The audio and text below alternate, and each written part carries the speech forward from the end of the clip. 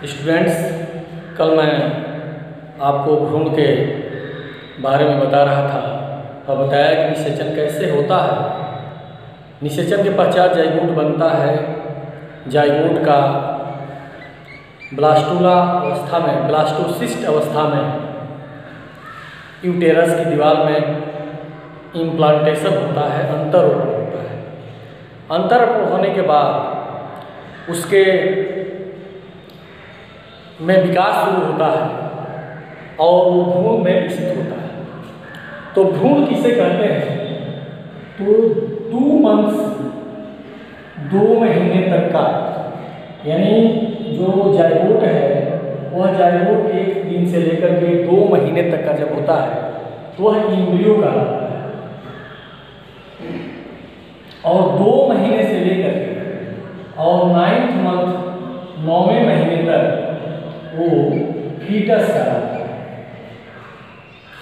तो इस भ्रूण का और इस फीटस का विकास कैसे होता है इसके बारे में आज अध्ययन करेंगे। तो आप देखें तो आपको बताया गया था कि ब्लास्टुला, जो ब्लास्टुला होता है उसमें एक बाहर की तरफ लेयर होती है जिसको ट्रोफोब्लास्ट कहते हैं, और इसका जो अंदर की तरफ कोशिकाओं का समूह होता है जिसको इनर मास सेल कहते हैं। यह जो ट्रोफोब्लास्ट है वह ट्रोफोब्लास्ट, और इधर जो है नीचे की तरफ कोशिकाओं का समूह है इनर मास सेल। यह ब्लास्टोसिस्ट है या ब्लास्टुला अवस्था है। ये ब्लास्टुला स्टेज है। इसका यूटेरस में इम्प्लांटेशन होता है, अंतरोपण होता है, फिर इसमें विकास शुरू होता है और यह गैस्ट्रुला अवस्था में विकसित होता है। तो गैस्ट्रुला अवस्था में क्या होता है कि जो इनर मास सेल है, इस इनर मास सेल से यह 3 लेयर इसमें विकसित हो जाता है। एक बाहर की तरफ, एक इसके बीच में, एक अंदर की तरफ और एक बीच में। बाहर वाले लेयर को कहते हैं इक्टोडर्म, बाह्य त्वचा है। बीच वाले को कहते हैं मेसोडर्म, मध्य परत है, और अंदर वाले को कहते हैं एंडोडर्म। और ये जो है ऑर्गेनोग्राम है। तो होता क्या है, इसमें जो बाहर की ये लेयर है ये अंदर की तरफ दबती है, इसको कहते हैं इनवेजिनेशन। ब्लास्टुला अवस्था में बाहर की कोशिकाएं अंदर की तरफ दबती हैं, इनवेजिनेट होती हैं, अंतर्वलन होता है और फलस्वरूप एक ऑर्गेनोग्राम का निर्माण होता है, एक गुहा का निर्माण होता है। और इस गुहा के चारों तरफ जो एम्ब्रियोनल इनर मास सेल है या एम्ब्रियोनल मास सेल है, भ्रूण कोशिकाओं का समूह है, ये 3 लेयर में व्यवस्थित हो जाती हैं। बाहर इक्टोडर्म, बीच में मेसोडर्म और अंदर एंडोडर्म। और इस प्रकार से यह जो अवस्था होती है 3 लेयर, इसको कहते हैं गैस्ट्रुला स्टेज या गैस्ट्रुला अवस्था। और इस गैस्ट्रुला अवस्था में ही अब इन्हीं 3 जो लेयर है, इन 3 लेयर से भ्रूण का विकास होता है, भ्रूण के सभी अंगों का विकास होता है। तो किस प्रकार से इन 3 लेयर से पूरे भ्रूण के विभिन्न अंगों का विकास होता है आप देखें तो इसमें बाहर की तरफ इक्टोडर्म है, इक्टोडर्म। इन तीनों लेयर्स को 3 जर्मिनल लेयर्स कहते हैं। 3 प्राइमरी जर्मिनल लेयर्स है, प्राथमिक भ्रूण कोशिका या जन्म कोशिका लेयर परत। तो ये 3 जो प्राइमरी जर्म लेयर है, इनका किस प्रकार से विभिन्न अंगों में विकास होता है, इसको मार्फोजेनेसिस कहते हैं, अंगों का विकास। तो आप देखें यहाँ पर एक इक्टोडर्म है, दूसरा मेसोडर्म है और तीसरा एंडोडर्म है।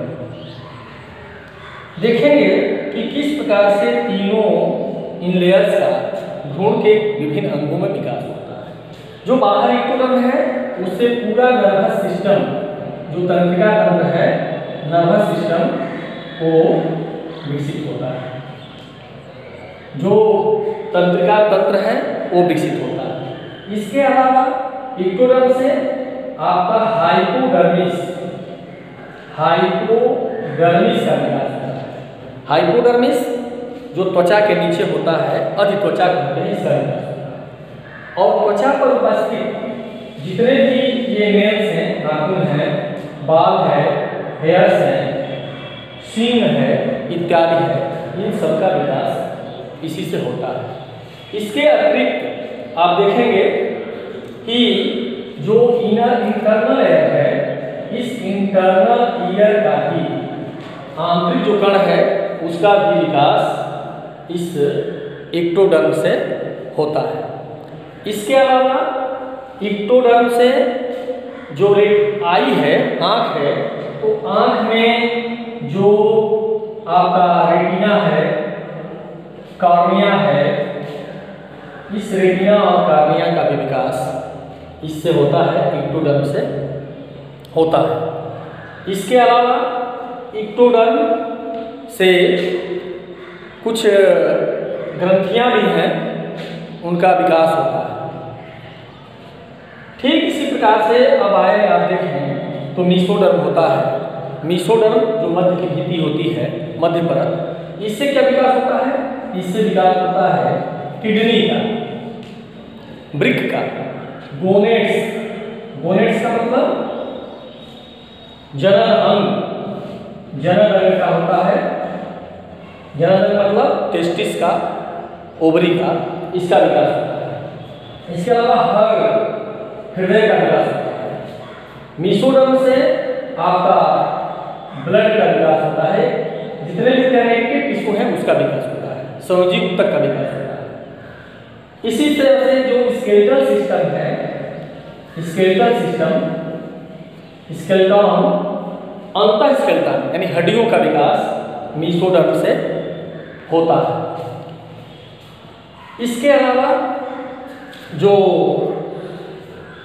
ग्रंथियां हैं, जैसे थायराइड ग्रंथि है, पैराथायराइड ग्रंथि है, आपका सैलिवरी ग्लैंड है, इन सबों का भी विकास मीसोडर्म से होता है। इसके अलावा जो इंटेस्टिनल ग्लैंड्स हैं, पैंक्रियाज है, अग्नाशय, यकृत है, लीवर, उसका भी विकास मीसोडर्म से होता है। अब आते हैं इंडोडर्म। तो इंडोडर्म से देखें तो आपका जो फेफड़े हैं, लंग्स का विकास होता है, फेफड़े का। इसके अलावा इंडोडर्म से जो ग्लैंड्स हैं, बहुत सी ग्लैंड्स ऐसी हैं जिनका विकास इस इंडोडर्म से होता है, जैसे थायराइड ग्रंथि है, पैराथायराइड ग्रंथि है, या आपका इससे जो आंत की ग्रंथियां हैं, इस प्रकार से कई ग्रंथियों का विकास आपका इंडोडर्म से होता है। इसके अलावा इंडोडर्म से जो आंतरिक भित्ति है आंत की, उसका भी विकास होता है। यूरिनरी ब्लैडर का यानी मूत्राशय की आंतरिक झिल्ली का विकास इंडोडर्म से होता है।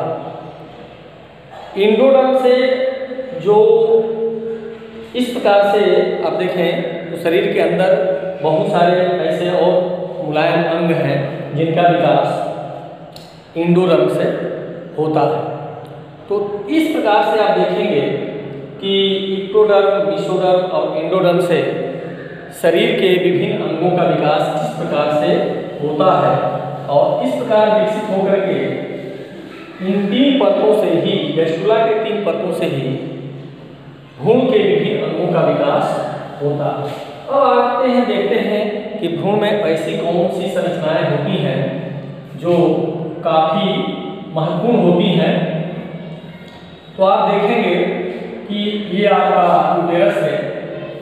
इस यूटेरस में जो भ्रूण होता है, जब विकसित हो जाता है भ्रूण, तो इस भ्रूण के जो ये बाहरी दीवार है, यहाँ पर एक प्लग हो जाता है, सर्वाइकल प्लग कहते हैं, सर्वाइकल प्लग, यानी इसमें से बाहर कोई पदार्थ अब नहीं आएगा, बेजाना से होते हुए बाहर कोई पदार्थ नहीं निकलेगा, इसी उद्देश्य से निकलेगा। यहाँ पर आप देखेंगे तो एक लेयर भ्रूण के चारों तरफ एक लेयर भी पाया जाता है, इसको कहते हैं कोरियान।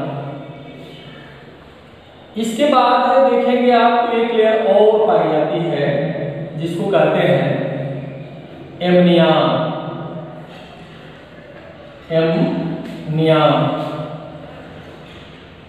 इसके बाद इस भ्रूण में यहाँ पर ये जो कोरियान है, इस कोरियान से बहुत सारे निकल जाते हैं उंगली नुमा संरचना, इसको कहते हैं प्लेसेंटा। इस प्लेसेंटा का विकास इस कोरियान से होता है और यह मादा का जो यूटेरस है, दीवार है, इंडोमेट्रियम आंतरिक दीवार, उस आंतरिक दीवार से एक संबंध बना लेते हैं और पुनः इस प्लेसेंटा का संबंध एक अम्बिलिकल कार्ड होता है, नाभ रज्जु, अम्बिलिकल कार्ड, जिसको नाभ रज्जु कहते हैं, नाभ नाल कहते हैं, इस प्लेसेंटा से इस भ्रूण से जोड़ता है और यह प्लेसेंटा इस माता के यूटेरस की दीवार से जोड़ता है।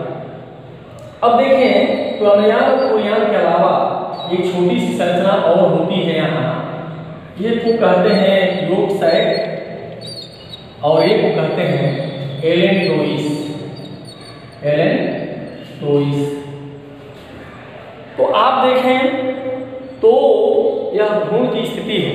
अब भ्रूण की स्थिति में विकास में क्या होता है कि जो प्रथम सप्ताह होता है, प्रथम 3 महीने, उस प्रथम 3 महीने में भ्रूण का जो दूसरे महीने के अंत में हर्ट विकसित हो जाता है और तीसरे महीने के अंत में उंगलियां, जनन अंग इत्यादि लगभग सभी अंग बन जाते हैं। दूसरे तिमाही में 5वें महीने में उसमें सिर के ऊपर बाल आ जाते हैं और दूसरे तिमाही के अंतिम महीने में यानी 6वें महीने के लास्ट तक इसे शरीर पर बाल हो जाते हैं। जो तीसरा महीना होता है, प्रथम तिमाही, द्वितीय तिमाही और तीसरी तिमाही जो होती है, यानी 7 महीने से 9 महीने के बीच में भ्रूण के विभिन्न अंगों के पूर्ण रूप से विकास हो जाता है और अंत में 9वें महीने तक, यानी गर्भकाल जो होता है मनुष्य में 9 महीने का होता है, 9 महीने के लास्ट तक भ्रूण पूर्ण रूप से विकसित हो जाता है। फीटस जो होता है अब जन्म लेने के लिए तैयार हो जाता है। अब इसमें देखें तो इस भ्रूण के चारों तरफ 4 मेम्ब्रेन होते हैं, 4 मेम्ब्रेन होते हैं, यानी 4 ऐसी संरचनाएं होती हैं जिनसे ये घिरा होता है भ्रूण। पहला होता है वो है कोरियान, सबसे बाहर की तरफ होती है कोरियान लेयर। यह कोरियान लेयर प्लेसेंटा में का निर्माण करती है और भ्रूण के चारों तरफ सुरक्षा आवरण तैयार करती है। दूसरी लेयर होती है अम्नियान।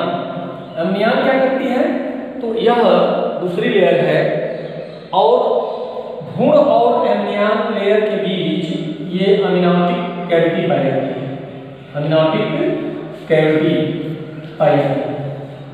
इस अमिनोटिक कैविटी में अमिनोटिक फ्लूइड होता है।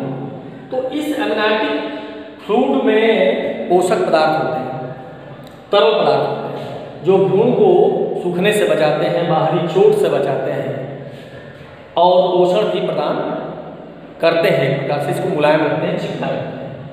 और इसी अमिनोटिक फ्लूइड को लेकर के हम भ्रूण के सेक्स के बारे में पता कर सकते हैं या उसको कोई रोग है सेक्सुअल, उसको पता चल सकते हैं। अनुवांशिक रोग है तो उसको अमीनोसिंथेसिस कहते हैं उस प्रोसेस को, जो अमिनोटिक फ्लूइड से लेकर के चेक करते हैं और उस भ्रूण में कोई अनुवांशिक रोग है तो उसका पता लगाते हैं।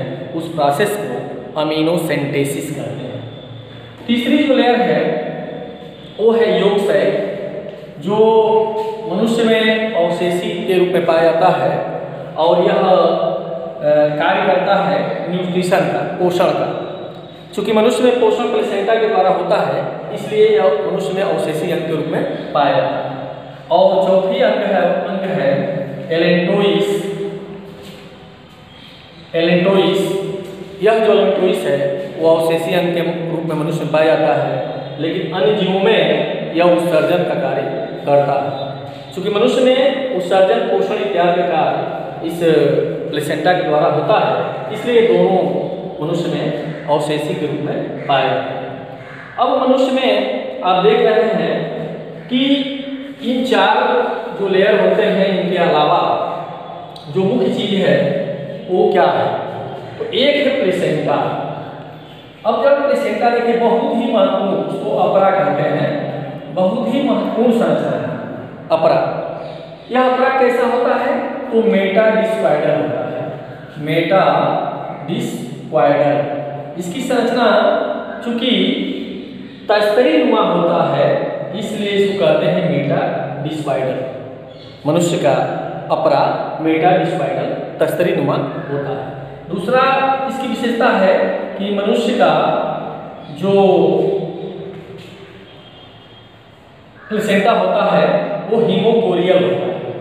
हीमोकोरियल का मतलब यह है कि माता का जो यूटेरस की दीवार है और इस प्लेसेंटा का दीवार है, तो प्लेसेंटा की दीवार इस तरह से और माता के जो दीवार है यूटेरस की, इंडोमेट्रियम, उसकी इस तरह से होती है। ये अंगुली नुमा इस माता की दीवार के अंदर प्रेस कर जाता है और माता के ब्लड से इसका डायरेक्ट संपर्क होता है। इस तरह के प्लेसेंटा को हीमोकोरियल प्लेसेंटा कहते हैं, जो मनुष्य में होता है। एक और इसकी विशेषता है कि मनुष्य का जो प्लेसेंटा है वो कोरियानिक प्लेसेंटा होता है। कोरियानिक प्लेसेंटा का मतलब या एलेंटो कोरियानिक कह सकते हैं, जिसका विकास कोरियान से चूंकि होता है, इसलिए इसको कहते हैं कि एलेंटो कोरियानिक प्लेसेंटा, कोरियानिक प्लेसेंटा है, क्योंकि इसका विकास कोरियान बाहर वाली परत होती है उससे होता है। तो यह प्लेसेंटा है क्या? आप समझ गए किस प्रकार की संरचना है, जिसका निर्माण एलेंटोइस, कोरियान, भ्रूण के कोरियान और माता के इंडोथीलियल, इंडोमेट्रियम जो अंदर की झिल्ली होती है उससे होता है। अब अपरा का कार्य क्या है? अपरा का कार्य देखें तो इससे 4 हार्मोन निकलते हैं। एक होता है प्रोजेस्टेरॉन,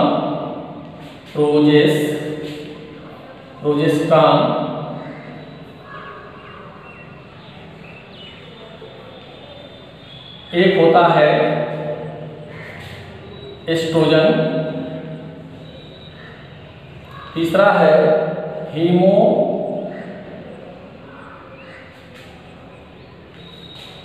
ह्यूमन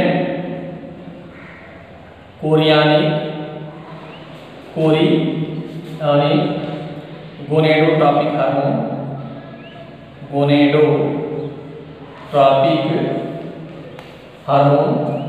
HC, और एक होता है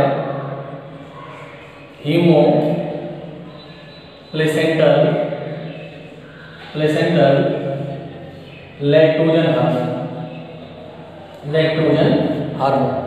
ह्यूमन प्लेसेंटल लैक्टोजन हार्मोन या ह्यूमन कोरियानिक गोनेडोट्रॉपिक हार्मोन, और कभी कभी ऑक्सीटोसिन भी इससे निकलता है, थोड़ी मात्रा में ऑक्सीटोसिन भी निकलता है।